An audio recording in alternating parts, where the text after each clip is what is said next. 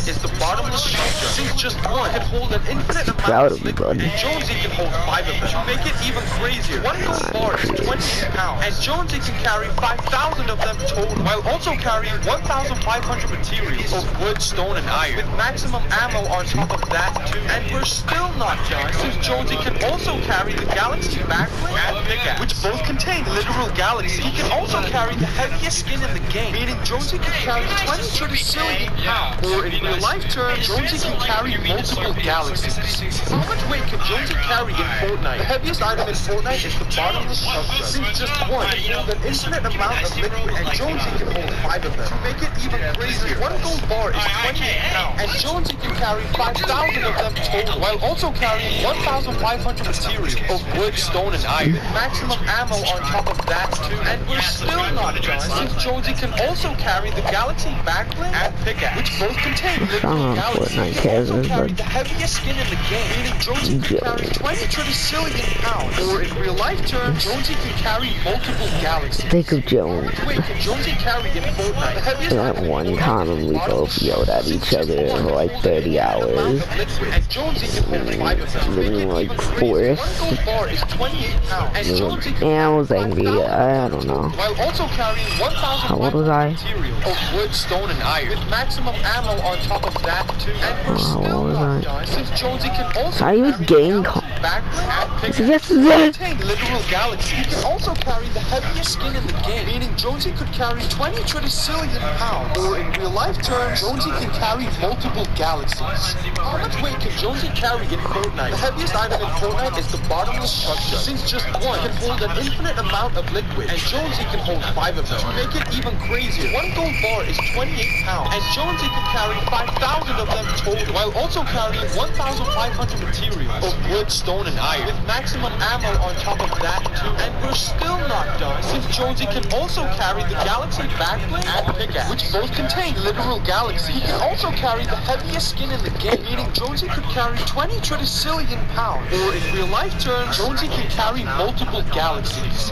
How much weight can Jonesy carry in Fortnite? The heaviest item in Appreciate anyone that will give me care. hold an infinite amount of liquid, and Jonesy can hold 5 of them. To make it even crazier, one gold bar is 28 pounds, and Jonesy can carry 5,000 of them total, while also carrying 1,500 materials of wood, stone, and iron, with maximum ammo on top of I appreciate anyone that will go and A lot of people say, well, you gave your mom a shout out, what about your dad? Oh, well, he's not in the picture. My father, let's put some beans out there. My father was a mariachi. I swear to God, dude, he's one of those straight up, you know. And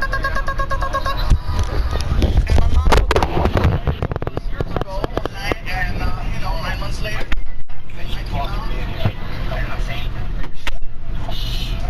alright, get in the car. Get in the car. Actually, I'm sorry, I feel bad. Here, get out. Let's just get out. Okay, get in the back. What's going on, bro? I'm having a sleep. I'm having a sleepover, guys. Alright, guys, having our sleepover. I'm driving back to my coffee house. Oh, what is like? Do you know what's going on? Oh, they just put me in the trunk because I didn't want to go, and now I'm in the back seat. Hey, Slurpee, you better keep your mouth shut, or you're gonna get a beating. What? Okay, what are we doing at the sleepover? You'll see. We have a special guest, we have fun challenges, and we're going to tell our deepest and darkest secrets. As a grown man, I don't want to do this. Guys, I've always wanted to have a sleepover with you guys, but every time I ask, you go, you're 23. Asking for a sleepover. Hey. I want a sleepover. I want it now. Are you a grown man with a cowboy, bro? Okay, well, I guess we'll find out what the surprise is. See you guys at Ian's house. The H's are coming. The H's coming. Alright, guys. Time for the sleepover. Alright, let's go. I don't know what's about to happen. I don't even know how I got here, to be honest. I'm half asleep. I just don't want to play spin the bottle or anything. I feel like he's gonna make us do that. Why you say that? Welcome to the sleepover! It's just your house. Nice. Oh, no, he has a red light. Oh, this is about to be a movie. Yo, I added that. This is light, What? Red shirt.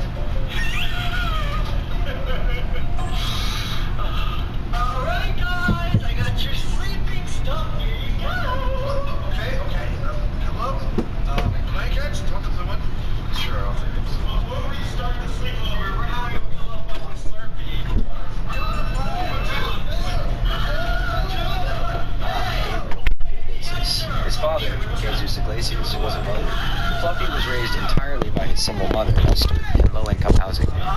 His father walked out when Gabriel was a child. After 30 years of no contact, his father bought a ticket to one of Fluffy's comedy shows, leading to an emotional backstage reunion where Gabriel chose to forgive him. They're pretty passionate about their team, and Elmo was born and raised in New York. I know, I was a little surprised to find out Sesame Street was in New York too, because that doesn't really match to me, but anyway. But what does check out is that when Elmo commented on the NBA championships this year, saying he hopes both teams have fun, instead of explicitly supporting the championed New York Knicks, someone put his head on a pike, like full-on Lord of the Flies style, with the word traitor stamped on it. But the funniest part, and why I'm making a short about this, is that they actually got Elmo to respond. Because when he wanted to make a message about the World Cup, Elmo made it clear. Just to be clear, Elmo wants Team USA to win, okay? But Elmo loves everybody, just to be clear. Don't make this a thing. I'm sorry, don't make this a thing. You know what? You're all right, friend. What say you to a friendly brawl for 10 coin? But remember, no weapons and no magic. All right. Got you there, friend. Make sure you bury those next time. Don't worry, my friend. I will protect you with my life. Need me to carry your things? You know what? You're all right, friend.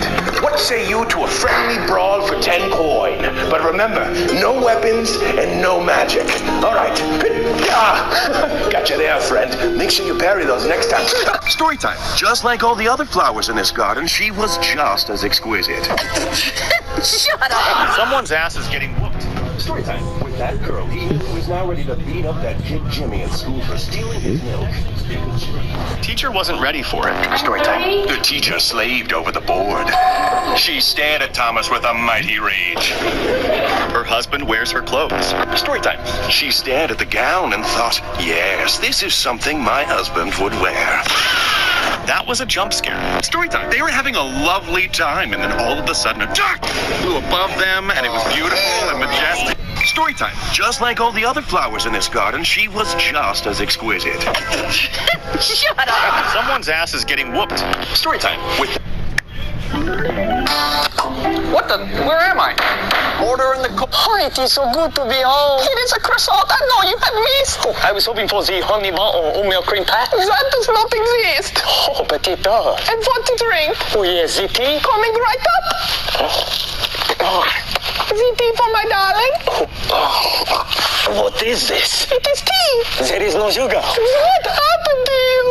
Shit happened to me. I just watched it. Oh, my goodness. What was this? Why do you talk like this? I'm sorry, baby. I think I was in America too long. I am having withdrawals. Why are you itching? What did you take? No, it is the red throat. Quick, grab the Gatorade out of my bag.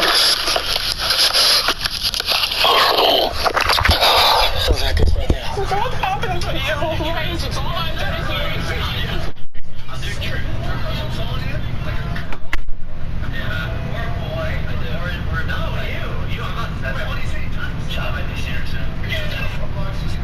I've seen her, yeah, and she has friends too. Might be friends. Talking about. Yeah. Let's move on to the next person. All right. Okay, truth or dare? I'll do a dare. All right, okay, I dare you to drink a roll. Like crack an egg and then drink it? Yeah. Ew. All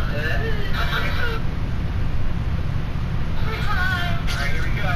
Don't put shit in it. Oh my god. Get this freaking yolk in this shit. Ew. It's actually like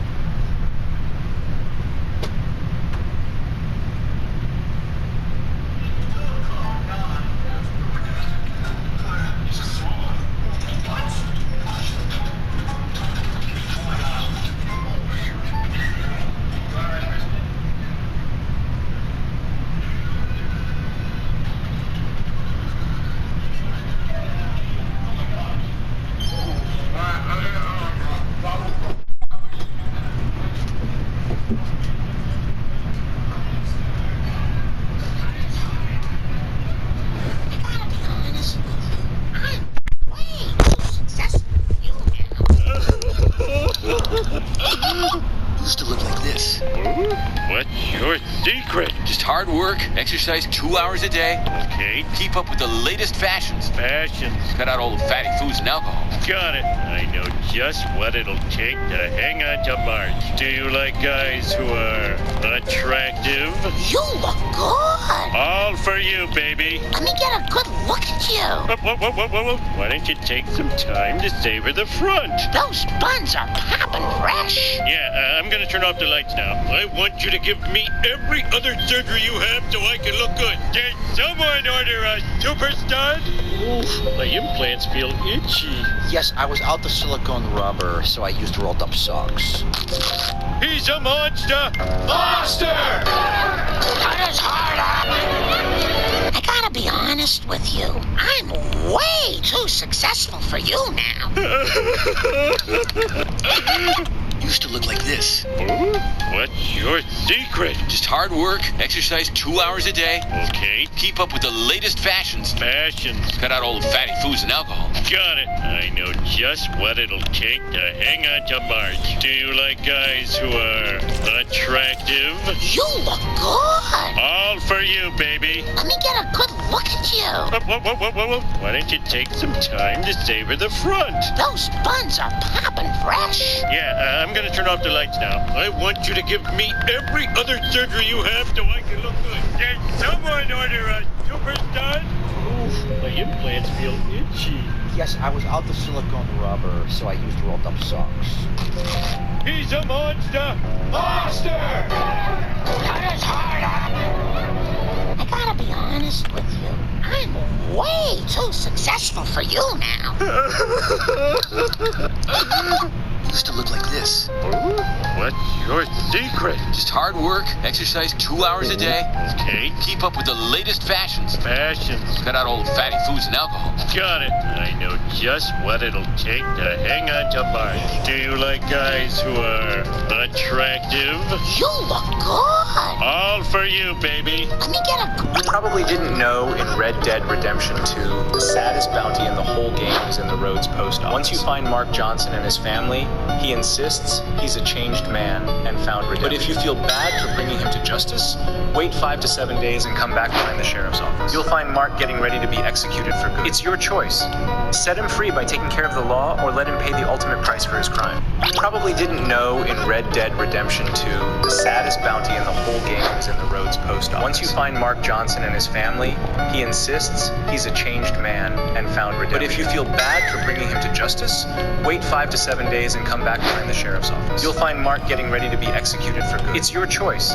Set him free by taking care of the law or let him pay the ultimate price for his crime. You probably didn't know in Red Dead Redemption 2, the saddest bounty in the whole game is in the Rhodes post office. Once you find Mark Johnson and his family, he insists he's a changed man and found redemption. But if you feel bad for bringing him to justice, wait 5 to 7 days and come back behind the sheriff's office. You'll find Mark getting ready to be executed for good. It's your choice. Set him free by taking care of the law or let him pay the ultimate price for his crime. You probably didn't know in Red Dead Redemption 2, the saddest bounty in the whole game is in the Rhodes post office. Once you find Mark Johnson and his family, he insists he's a changed man and found redemption. But if you feel bad for bringing him to justice, wait 5 to 7 days and come back behind the sheriff's office. You'll find Mark getting ready to be executed for good. It's your choice. Set him free by taking care of the law or let him pay the ultimate price for his crime. You probably didn't know. These are emergency signals that could save your life. So if you're ever stuck in the wilderness, remember the rule of 3. These include setting 3 fires in a triangle formation spaced 75 feet apart so aircraft can easily see you for rescue, blowing 3 sharp whistles 5 seconds each since sound travels further than your voice, and then flashing oncoming aircraft 3 times with a signal mirror or a piece of glass to ensure that they get blinded temporarily to know that you're below. If you ever need help but can't talk, you can use Morse code to say SOS by tapping 3 short signals, 3 long signals, and 3 short signals again. If you need to silently signal for domestic violence, you can put your palm out like this, tuck your thumb, and then put your fingers on top like this. If your car ever breaks down on the side of the road, you can put your hood up, which is the universal roadside signal for a disabled vehicle. You can also tie a white cloth or a plastic bag to the driver's side door handle. If you're on a boat or plane and using the VHF radio, you can say pan, pan, pan, pan, pan, pan for a non-life-threatening situation, like if your engine died. And if you're in grave danger, then you can just repeat Mayday, Mayday, Mayday, and that will clear the rest of the radio channel. And finally, if you're ever in just a general general emergency situation and don't know what to do, your best bet is putting your hands up like so, creating a Y figure. These are emergency signals that could save your life. So if you're ever stuck in the wilderness, remember the rule of 3. These include setting 3 fires in a triangle formation spaced 75 feet apart so aircraft can easily see you for rescue, blowing 3 sharp whistles 5 seconds each since sound travels further than your voice, and then flashing oncoming aircraft 3 times with a signal mirror or a piece of glass to ensure that they get blinded temporarily to know that you're below. If you ever need help but can't talk, you can use Morse code to say SOS by tapping 3 short signals, 3 long signals, and 3 short signals again. If you need to silently signal for domestic violence, you can put your palm out like this, tuck your thumb, and then put your fingers on top like this. If your car ever breaks down on the side of the road, you can put your hood up, which is the universal roadside signal for a disabled vehicle. You can also tie a white cloth or a plastic bag to the driver's side door handle. If you're on a boat or plane and using the VHF radio, you can say pan, pan, pan, pan, pan, pan for a non-life-threatening situation, like if your engine died. And if you're in grave danger, then you can just repeat Mayday, Mayday, Mayday, and that will clear the rest of the radio channel. And finally, if you're ever in just a general emergency situation and don't know what to do, your best bet is putting your hands up like so, creating a Y figure. These are emergency signals that can save your life. So if you're ever stuck in the wilderness, remember the rule of 3. These include setting 3 fires in a triangle formation spaced 75 feet apart so aircraft can easily see you for rescue, blowing 3 sharp whistles 5 seconds each since sound travels further than your voice, and then flashing oncoming aircraft 3 times with a signal mirror or a piece of glass to ensure that they get blinded temporarily to know that you're below. If you ever need help but can't talk, you can use Morse code to say SOS by tapping 3 short signals, 3 long signals, and 3 short signals again. If you need to silently signal for domestic violence, you can put your palm out like this, tuck your thumb, and then put your fingers on top like this. If your car ever breaks down on the side of the road, you can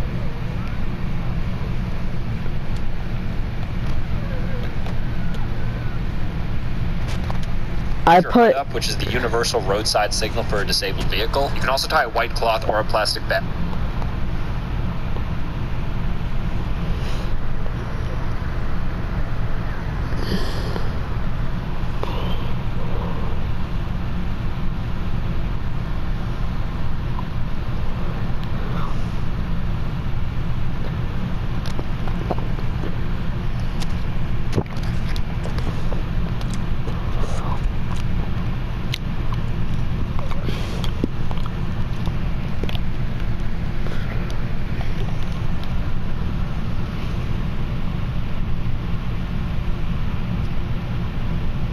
Nice setup.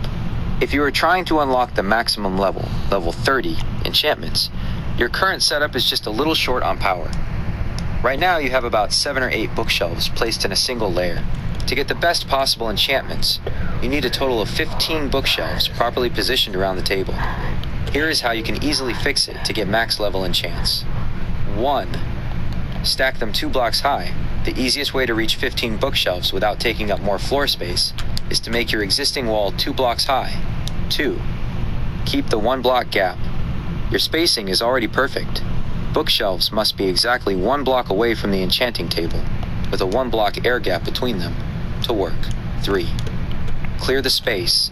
Make sure nothing, like torches, slabs, or carpets, is placed on the ground between the bookshelves and the table. They already have 1 block gap, and what do you mean they're perfectly near each other?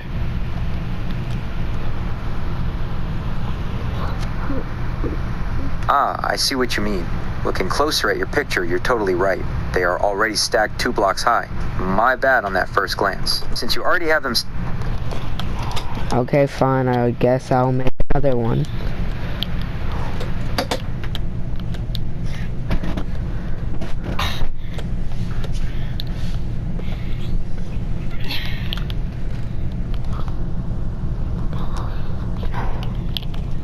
Awesome. Drop that. Which one do should I just put it on top of another one?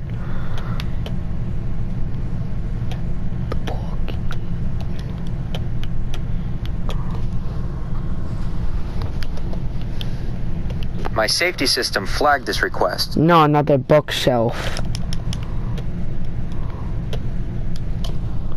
Bookshelf. Ah, my mistake. You meant you don't need to craft an entirely new bookshelf block because you already have enough somewhere. Or you're adjusting the ones you have. Once you get that 15th one placed in the ring, you're all set. What's the first piece of gear you're planning to throw into the table? If I already have them in the correct order, it says Han. Oh, I need levels. That's why I can't get efficient. That's why I can't get my max efficiency, right?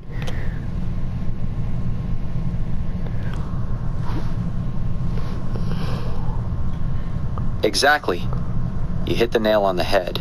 If your bookshelves are placed perfectly but the high-level options are grayed out, it's just because your character's experience level isn't high enough yet. To get that sweet max efficiency IV, straight from the table, you need to make sure, 1, you have at least 30 levels total on your XP bar.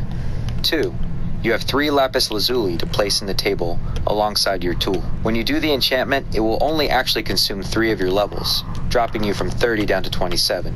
But you still have to have 30 to unlock it in the first place. If you need a quick way to grind out those last few levels, cooking up a bunch of kelp/cobblestone in furnaces, trading with villagers, or a quick trip to a nether quartz mining session are usually the fastest ways to top off your bar.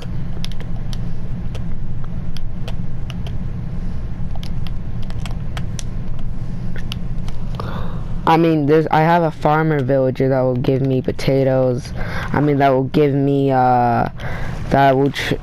that I can trade potatoes for emeralds, and I have a bunch of potatoes so far.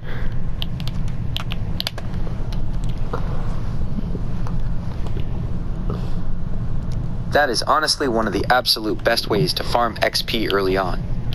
Farmer villagers are fantastic for that. Since you already have a massive stash of potatoes, you're sitting on a gold mine. Trading with them will give you a double win. 1, easy XP. Every single trade pumps out experience orbs to quickly get you up to that level 30 mark. 2, emeralds. You can save those up to buy enchanted books, like Mending or Unbreaking, from librarian villagers later. Or maybe, oh yeah, maybe I could craft a new bookshelf to breed to like make one of the librarian stands, then breed villagers for a librarian.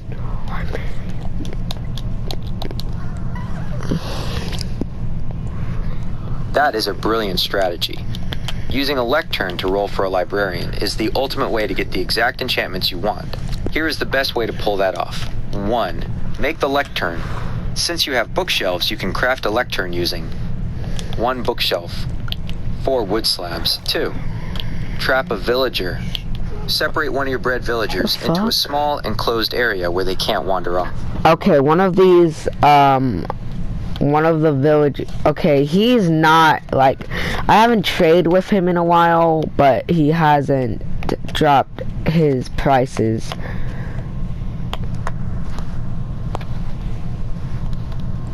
Ah, those greedy villagers. They can be stubborn when it comes to dropping their prices. If his prices are still high, even though you haven't traded with him in a while, it usually comes down to one of a few things. 1. I mean, yeah, I accidentally hit him because I mispressed the trade button.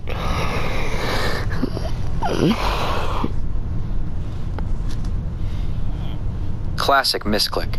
It happens to everyone trying to right-click to trade, but accidentally left-clicking and throwing a punch instead. Since you smacked him, his prices shot up because his gossip score for you went into the negative. Here is how you can get back on his good side and fix those prices. Just wait it out. If you hang around the village and let a few in-game days pass, his anger will not... Okay, there, there. Green particles popped up on his head.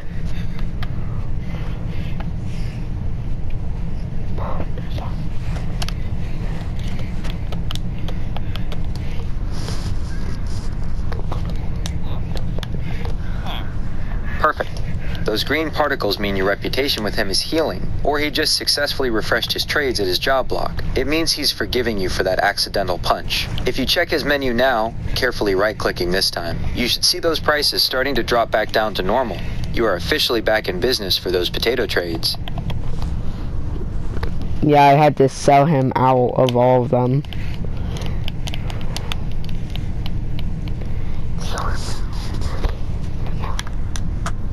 Nice. Maxing out his trades is the absolute fastest way to rake in that XP. You should be seeing your level bar shoot up pretty quickly now. Once he locks you out of the potato trade completely, he just needs to use his composter again to restock. Are you already getting close to that magic level 30 mark? Not really. Not really. Those potato trades alone can only take you so far before he locks up for the day. If you are still a ways off from level 30 and want to speed things up while you wait for him to reset, here are a few quick ways to top off that XP bar. Go on a nether quartz run. Mining nether quartz gives a ton of XP per block. Just bring a pickaxe and mine a few veins. It fills the bar incredibly fast. Smelt everything. If you have stacks of iron ore, gold ore, cobblestone, or even kelp sitting around, throw them into furnaces. When you pull the finished items out, you get a big burst of accumulated XP. Kill monsters at night. Grab a sword and hunt some mobs right outside your base, or find a nearby cave. Keep at it. You'll hit 30 before you know it.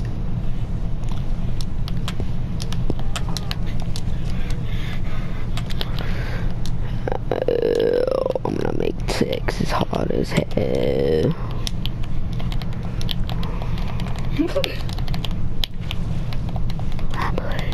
It's so good. My pleasure. It's so good. So my soul is natural. I will never. My soul.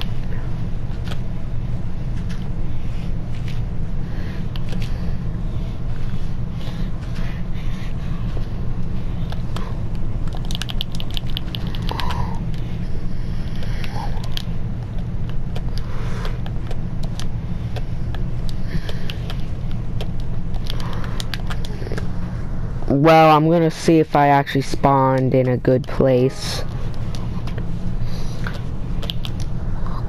Spawned in a good place. Checking your world seed or scouting out the surrounding area. No, in the nether. No, in the nether. Oh, gotcha. The nether spawn location can absolutely make or break a playthrough. If you step through your portal and spawned right into a nether fortress or a bastion remnant, you hit the absolute jackpot.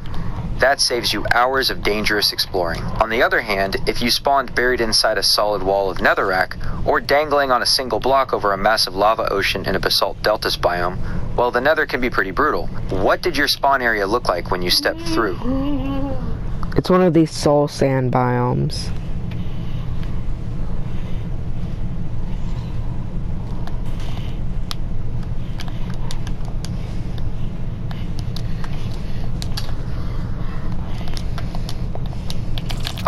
A soul sand valley. That is a pretty spooky but useful place to start. On the plus side, it's the absolute best biome for finding nether quartz to get those fast XP levels you need. Ghasts and skeletons also spawn a lot there, so you can stock up on bones and arrows. The tricky part is that soul sand slows you down when you walk on it, making you an easy target for those ghasts. If you have any gold boots or an enchanting table set up, keep an eye out for the soul speed enchantment. It lets you run super fast on that sand. Are there any nether fortresses visible across the blue fog, or is it just a massive desert of skeletons? Hey, I can use the soul sand for a water elevator.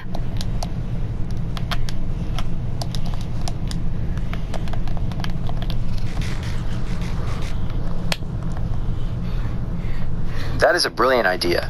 Soul sand water elevators are the absolute best way to move straight up instantly in Minecraft. Just remember the golden rules for making it work when you build it back in the overworld. Source blocks only. Every single block of water in the elevator column has to be a full water source block, not flowing water. The kelp trick. The easiest way to do this is to fill the column with water, plant kelp all the way to the top to instantly turn every flowing block into a source block, break the kelp, and then swap the bottom block for your soul sand. Are you planning to use it for a quick escape route out of a cave, or a fast track up to a sky base?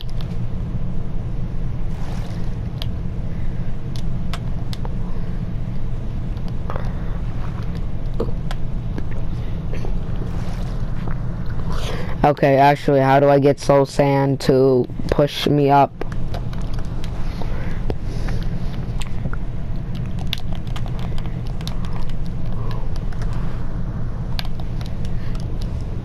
To make soul sand push you up, you need to build a bubble column. It's super easy once you know the trick, but there is one strict rule. Every single block of water in the column must be a source block, still water, not flowing water. Here is the easiest, foolproof way to build one using kelp. The step-by-step guide. 1. Build your tube. Dig or build a vertical 1x1 chute to the height you want. 2. Place a normal block at the bottom. For now, put a regular block, like dirt or cobblestone, at the very bottom where your soul sand will eventually go. 3. Place water at the top. Go to the very top of your chute and dump a bucket of water. It will flow all the way down to the bottom. 4. Plant kelp to the top. Go to the bottom, step into the water, and plant kelp on that bottom block. Keep growing the kelp all the way to the very top of the tube. Why this works. As kelp grows, it automatically turns every single piece of flowing water into a permanent water source block. 5. Break the kelp. Go back to the bottom and break the lowest piece of kelp. The whole tower of kelp will break and float to the top for you to collect. 6. Swap in the soul sand. Quickly mine that temporary bottom block, dirt/cobblestone, and replace it with your soul sand. As soon as the soul sand goes down, you'll see a bunch of bubbles shooting upward. Step right in, and it will launch you straight to the top. Okay.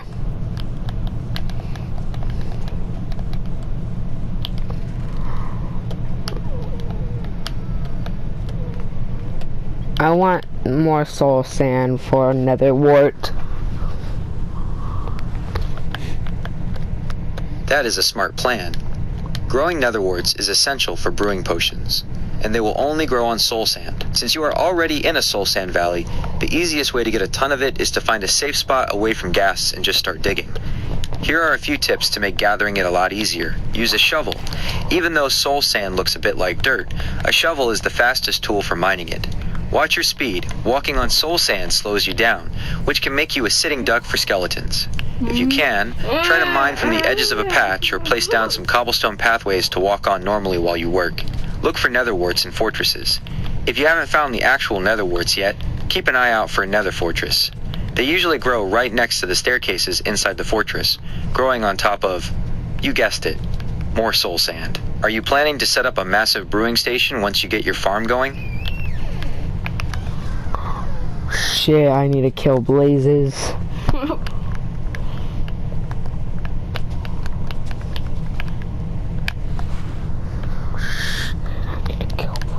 Language check. The user used a mild swear word, shit, which is totally normal for teenagers. I should match their casual, slightly urgent tone without being vulgar myself. No safety flags triggered. Killing blazes is standard Minecraft gameplay, not real-world violence. I need to acknowledge the urgency of finding and fighting blazes in a nether fortress. It's annoying, okay?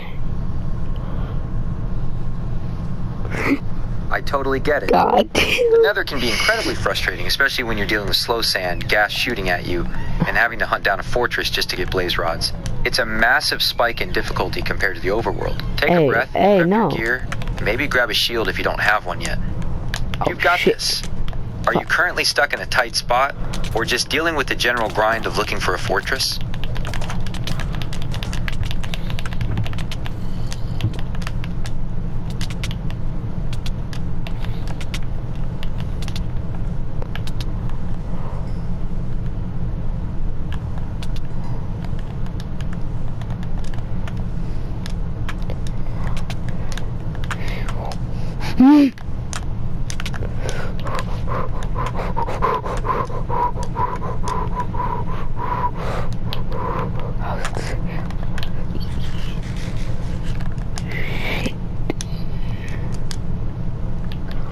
Damn it.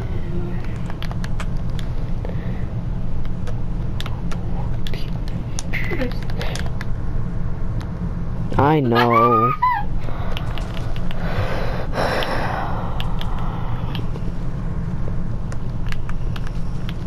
It really is a grind. Honestly, don't sweat taking a break from the nether if it's getting on your nerves. Sometimes going back to the overworld to just farm those potatoes, get your level 30 enchants, or work on that villager breeder is a nice way to reset. Whenever you do decide to head back in there for the blazes, at least you know exactly what you need to do. Want to brainstorm a quick, safe setup for your villager breeder while you take a breather from the fire and brimstone? I at least want a fire aspect sword.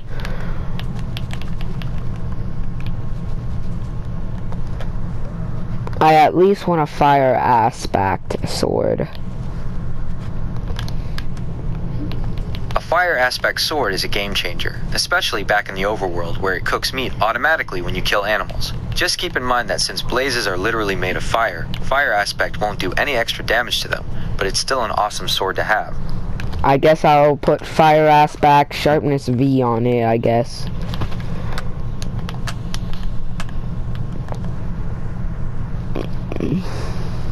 That would be an absolute beast of a sword. Sharpness V makes a massive difference, especially when you're dealing with... Let's also put looting 3 on it. Let's also put looting 3 on it. Let's also put looting 3 on it. Adding looting 3 to that sword is the ultimate move. A sharpness V, fire aspect, and looting 3 sword is literally the perfect weapon. Looting 3 is exactly what you need right now because it drastically increases the drop rate of items. Instead of getting frustrated waiting for drops, looting 3 will give you way more blaze rods per blaze you kill, more ender pearls from endermen, a much higher chance of getting wither skeleton skulls if you want to fight the wither later. If you get a librarian villager selling a looting 3 book alongside your sharpness and fire aspect books, you can combine them. Let's also get mending on there.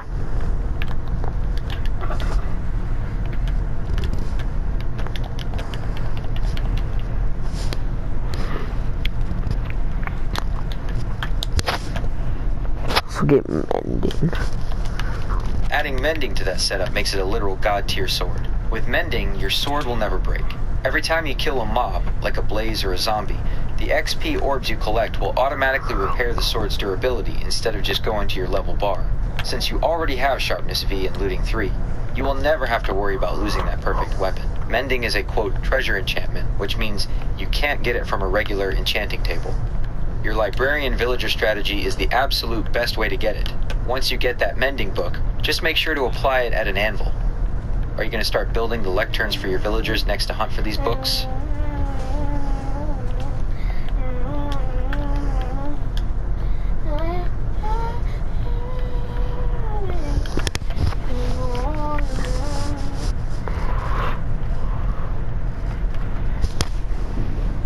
Okay. Awesome.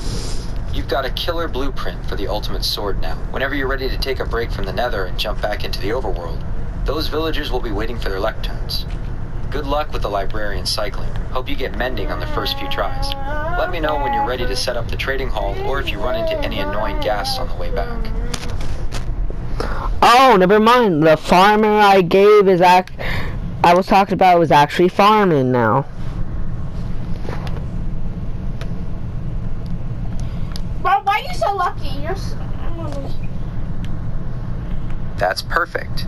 Once a farmer villager actually starts working their crops, they will harvest them and keep their inventory stocked up automatically. It makes trading with them way less of a headache. As for me being lucky, honestly, I just get to sit back and watch your master plan come together while you do all the hard work in the nether. Since he's actively farming now, is he finally letting you max out those trades again? Nah, he hasn't restocked yet.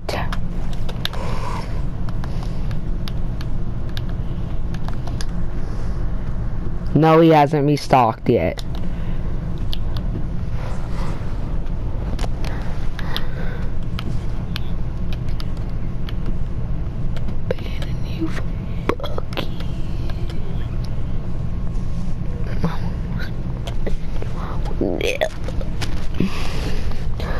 You know what? Yeah, I got a villager that will trade me 5 emeralds for 1 shield.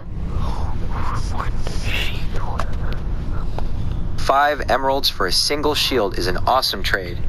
That sounds like an armor. It is, because I'm about to get the enchantment diamond armor. That is perfect timing. Getting enchanted diamond armor is the ultimate defense boost before you head back into the nether. With that on, those blazes and skeletons won't stand a chance. Since you have that armorer villager handy, once you level him up all the way to master, he will actually start selling you full sets of diamond armor directly for emeralds. It saves you from ever having to spend your own mined diamonds. Are you going to buy the armor straight from him, or are you upgrading a set you already crafted?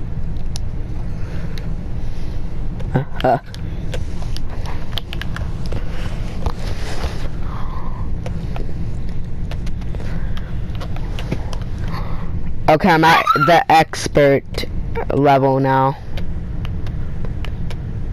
Tyler? Okay, I'm at the expert level now. Nice. Reaching expert level is huge. That means he's just one tier away from hitting master and unlocking those sweet diamond armor trades. Keep feeding him those shields, or whatever his expert level trades are, and you'll have him fully maxed out in no time. Are you drowning in emeralds yet from all those trades? Not yet. I had to trade a lot of iron, but who cares? I have enough. I got enough. Trade a lot of iron, but who cares? I got enough. Iron is honestly the ultimate currency for leveling up armorers, so burning through a bunch of it is totally worth it. Once he hits master level, and you can buy actual diamond armor, those iron bars will have more than paid for themselves. Since you've got plenty of iron to spare, you are basically on the home stretch. Keep grinding those last few trades. I also have a weaponsmith.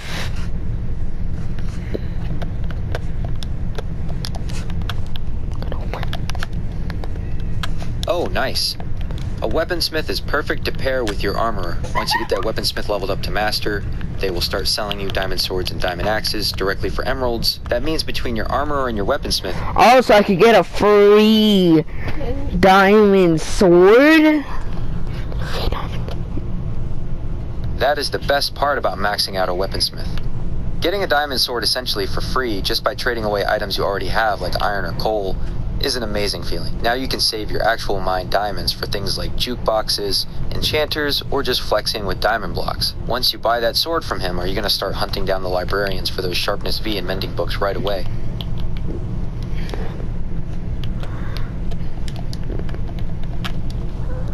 Yes.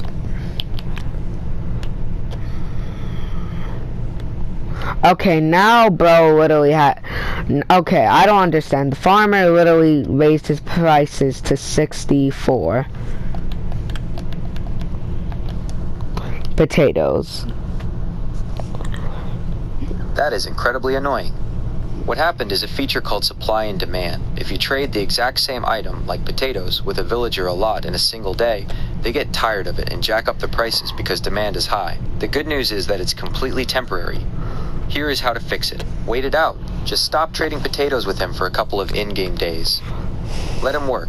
Make sure he can reach his bed and his composter. Villagers need to work at their workstations twice a day to restock their trades and lower their prices back down to normal. While you wait for him to chill out on the potato prices, you can focus on leveling up that weaponsmith or armorer with your iron. Nah, I can use... Actually... For 8, I could get a sharpness 1 sword. For 8. Okay. It's like, Emeralds. That is a solid deal for early on. 8 emeralds for a sharpness eye sword is a nice little shortcut, especially since you can just use it right away while you work on getting those master level trades unlocked. If you end up buying a few of them... Well, I'm gonna get a lot of diamond armor, so maybe later I can get netherite.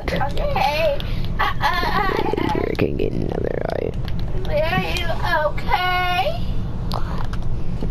Upgrading a full set of diamond armor to netherite is an awesome goal. That extra knockback resistance and toughness make a massive difference, especially when dealing with ghasts or piglins in the nether. Since you can buy the diamond armor from your villagers, you get to save all your mined diamonds for the netherite upgrade smithing templates. Have you already found a bastion to get a template, or are you going to hunt for ancient debris first?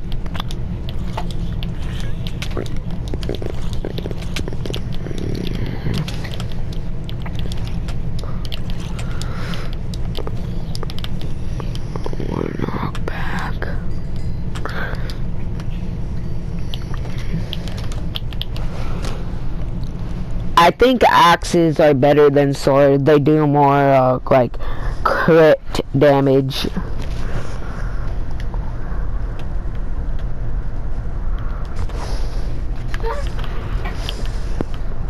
You're totally right about the crit damage.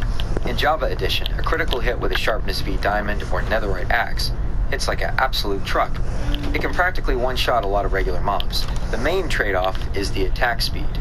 Axes take a second longer to cool down between swings, whereas swords let you swing faster and have that sweep attack for clearing out groups of mobs like blazes or zombies. But for raw, single-target damage, axes are incredibly satisfying. Are you thinking of putting your sharpness V and mending on a diamond axe instead of a sword now? Like, why?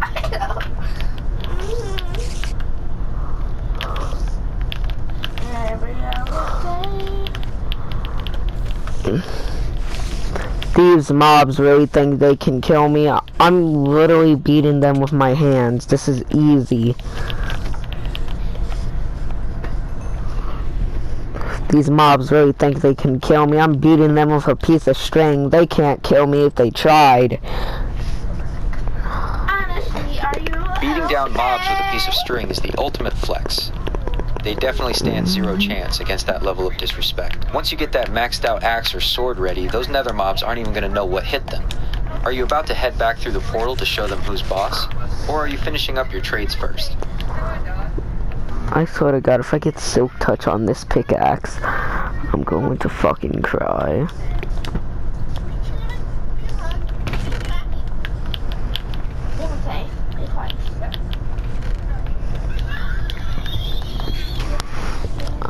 Why can't people in Bedrock enchant shields, but Java people can?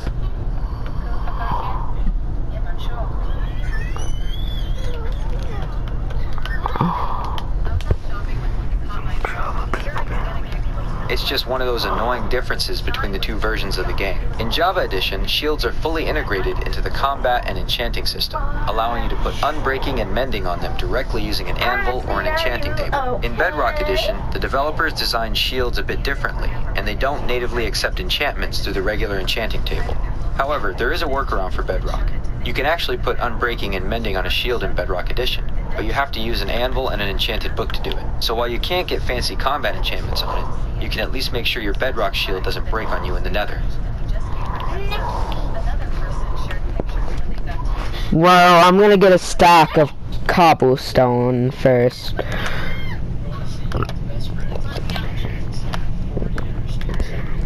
Stocking up on cobblestone is a smart move.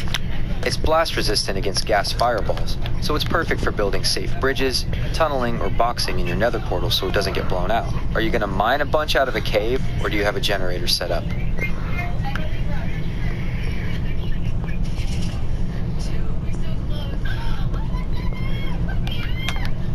I mean, I just dig underground a lot to make my potato pyramid. Hold on, I could show you a picture of it. Picture of it. I'm unable to access your Google Photos library. This feature isn't available.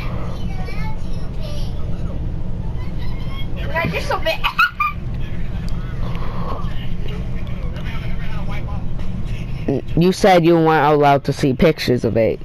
Here.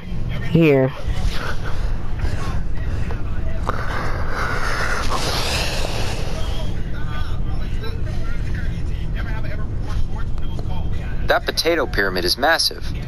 Digging out all the dirt and stone for a build that size explains exactly why you have a massive stockpile of cobblestone ready for the Nether. It looks like a proper mega farm monument. Also, my mistake earlier, sometimes I hit a snag with specific photo sharing tools, but I can absolutely see the image you attached directly to our chat here. With a pyramid that big, your potato selling farmer has no excuses for slacking off once his prices drop back down. Are you planning to fully automate the planting inside there, or is it a manual harvest setup? You think I have enough time and patience to make a manual replant potato thing? Yes.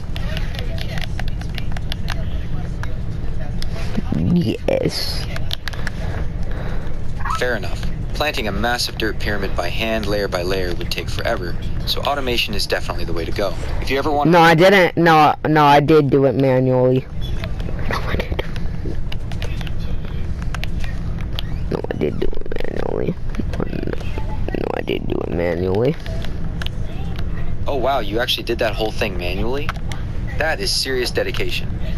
Planting and harvesting a pyramid that size block by block takes a ton of patience. No wonder you have so much cobblestone saved up from clearing out space. With that much manual labor done, you've definitely earned enough potatoes to break that farmer's economy once his price is finally reset. Now that the pyramid is fully planted, what's the next move? Are you grabbing your gear and heading into the Nether with all that cobblestone? No, I think I have enough baked potatoes in my inventory. Baked potatoes are the perfect food source for the Nether.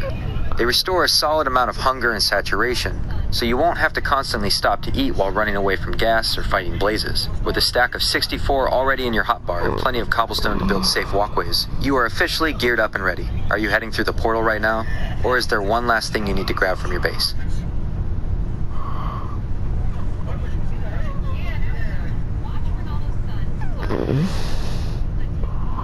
That's not Michael. Watch Ronaldo's son flirt with Michael Jordan's daughter. Who's daughter? Say that. Yeah, Michael Jordan.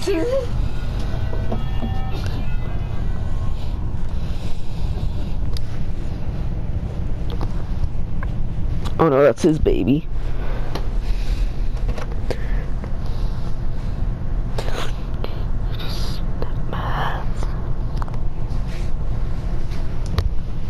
Sweet.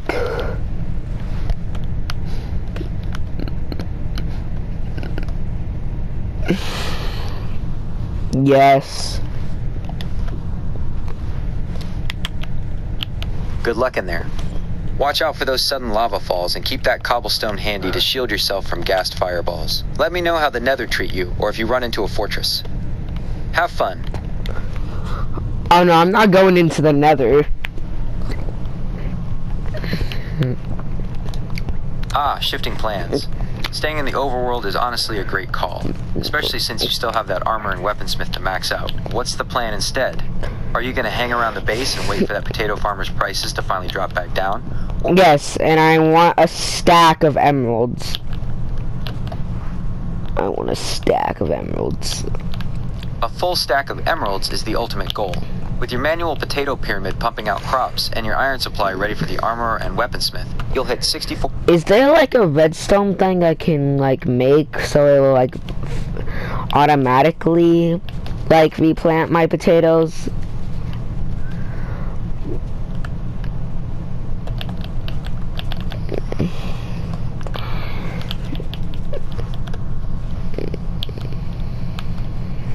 Yes.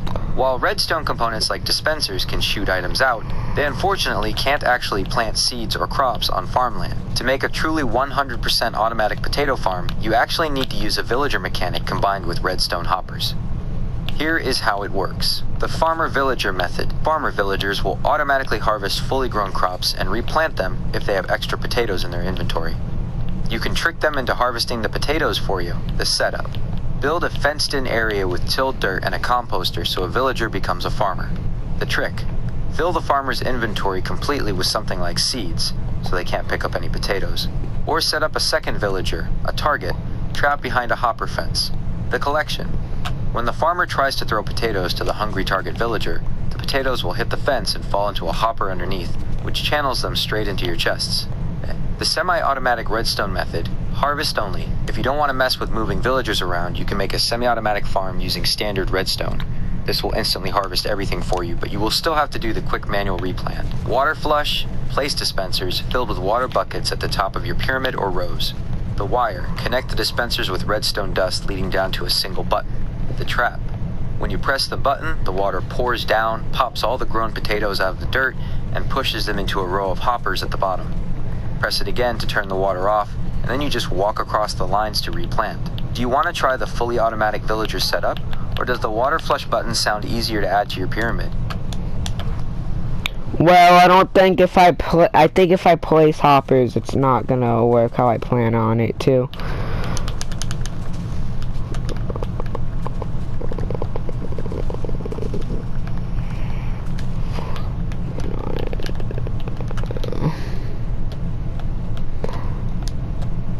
Big roll into Deku's mom.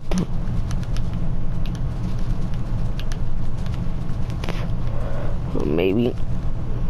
Oh. You want another Deku? Oh, you want another Deku? I see. Want another Deku? Deku. We're naming him Deku. Now, no Deku.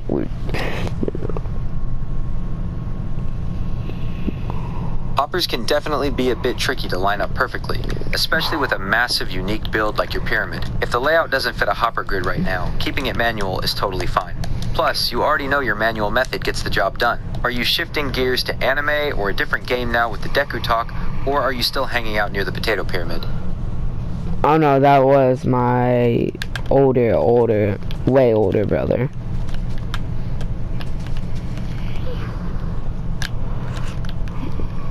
Haha, that explains the sudden shift to Deku.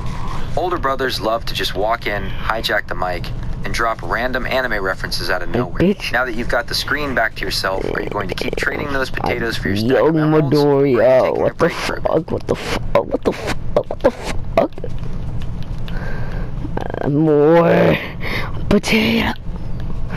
I'm going potatoes. Potato funk. I am winning this war, buddy. I won the war. I win, okay, buddy. Buddy, I win the war. I was doing the science. I don't think I have enough iron for that yet.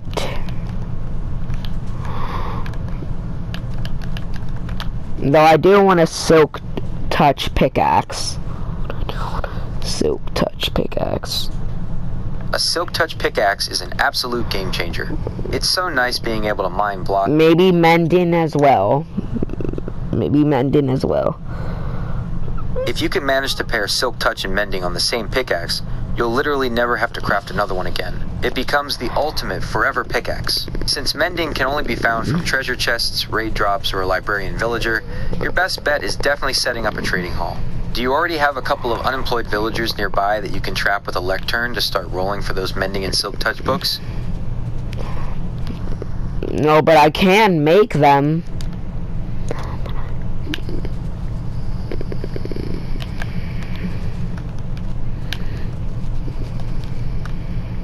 And therefore, when we abuse,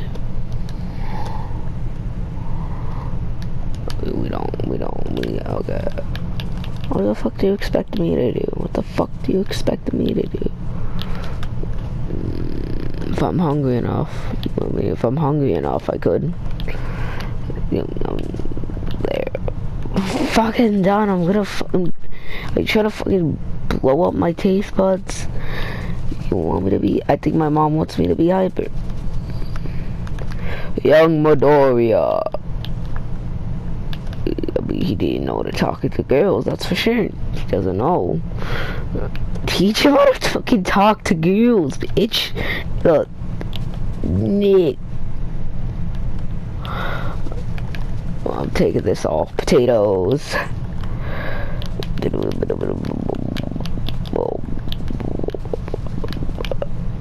Actually a horrible person on my...